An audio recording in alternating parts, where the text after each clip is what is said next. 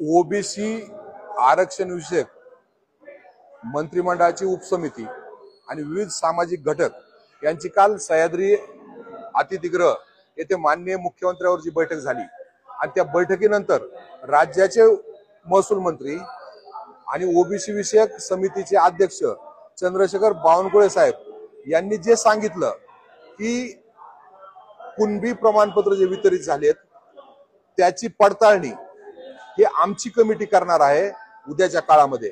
तर माझ्या दृष्टिकोनातून अतिशय गंभीर विषय आहे आणि अशा पद्धतीचे कुठलेही अधिकार ना राज्याच्या मंत्र्याला आहेत, ना मंत्रिमंडळाच्या उपसमितीला आहेत, ना मुख्यमंत्र्याला आहेत। माधुरी पाटील वर्सेस जी केस आहे सुप्रीम कोर्टाची आणि ज्याच्यामध्ये कास्ट व्हॅलिडिटी आणि व्हेरिफिकेशन 2000 साली निश्चित झालंय, त्यामध्ये 2012 साली सुधारणा झाल्या आणि 2024 साली झाले। तो देशाचा कायदा आहे, राज्याचा कायदा आहे। त्यामध्ये कुठल्याही मंत्र्याला किंवा मुख्यमंत्र्याला कास्ट व्हॅलिडिटी आणि व्हेरिफिकेशन मध्ये हस्तक्षेप करण्याचा कुठलाही अधिकार नाही।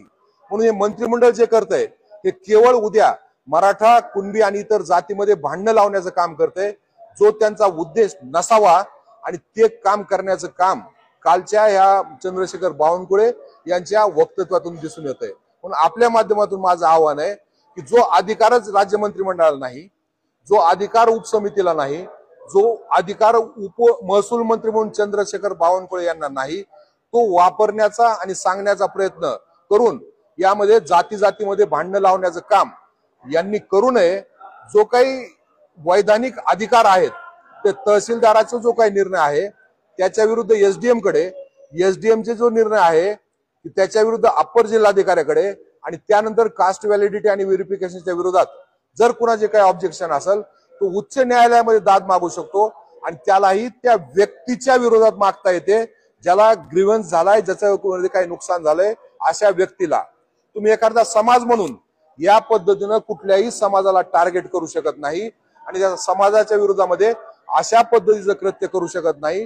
जो काही शपथ घेतलेली या मंत्रिमंडळानं कुणाबद्दलही ममत्व बाळगणार नाही, आकसभाव बाळगणार नाही, याच्या विरोधात, शपथेच्या विरोधात, घटनेच्या विरोधात, कायद्याच्या विरोधात, सर्वोच्च न्यायालय आणि उच्च न्यायालयाच्या निवडाच्या विरोधात बेकायदेशीर काम करण्याचं काम या ठिकाणी ही उपसमिती आणि उपसमितीचे अध्यक्ष करतायत। म्हणून माझी मागणी आहे की हा जो काही निर्णय जाहीर केलाय त्याचा आपण खुलासा केला पाहिजे आणि राज्यातील सगळ्या समाजाची ज्यांना ज्यांना कास्ट व्हॅलिडिटी आणि व्हेरिफिकेशनला जावं लागतंय त्यांची माफी मागितली पाहिजे। ही माझी या ठिकाणी मागणी आहे।